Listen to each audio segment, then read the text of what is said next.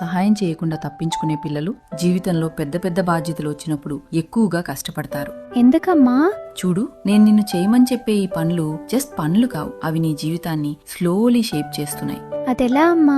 మొదటిది రెస్పాన్సిబిలిటీ. ఎవరూ చెప్పకుండానే నువ్వు నీ పనులు చేసుకుంటే నీ జీవితాన్ని నువ్వే హ్యాండిల్ చేయడం నేర్చుకుంటావు. రెండవది డిసిప్లిన్. జీవితంలో ప్రతిదీ సరదాగా ఉండదు కదా. నీకిష్టం లేకపోయినా అవసరమైన పని చేసినప్పుడు నువ్వు నీ ఇమోషన్స్ కంటే స్ట్రాంగ్ అవుతావు. మూడవది లవ్ అండ్ కేర్. నువ్వు ఇంట్లో సహాయం చేస్తున్నప్పుడు నువ్వు కేవలం పని చేయడం మాత్రమే కాదు, నువ్వు నీ ప్రేమను చూపిస్తున్నావు. జీవితం అంటే నీ గురించి మాత్రమే కాదని అర్థం చేసుకోవడానికి ఇది సహాయపడుతుంది. నాలుగవది ఫ్యూచర్ ప్రిపరేషన్. నువ్వు ఒంటరిగా ఉండాల్సిన రోజొకటి వస్తుంది. అప్పుడు నీకోసం క్లీన్ చేయడానికి, కుక్ చేయడానికి, హెల్ప్ చేయడానికి ఎవరూ ఉండరు. నువ్వు ఇప్పుడు నేర్చుకునే ప్రతి చిన్న విషయం ఆ రోజున నీకు పెద్ద హెల్ప్ అవుతుంది. ఐదవది సెల్ఫ్ కాన్ఫిడెన్స్. నువ్వు పనులు నేర్చుకుంటూ నీకు నువ్వు చేసుకుంటూ ఉంటే నీ మీద నీకు నమ్మకం పెరుగుతుంది. నేను చేయగలను అనే ఫీలింగ్ నిన్ను జీవితంలో చాలా దూరం తీసుకెళ్తుంది. అందుకే నెక్స్ట్ టైం నుండి హెల్ప్ అడిగితే కంప్లైంట్ చేయకు, నవ్వుతూ హ్యాపీగా ఆ పని బాగా చెయ్యి. సరే అమ్మా, నాకిప్పుడు అర్థమైంది. Thank you.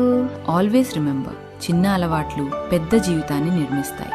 ఇంటి పనులు కొంచెం కష్టంగా కనిపించొచ్చు, కానీ అవే మీ భవిష్యత్తును బలంగా తయారు చేస్తాయి.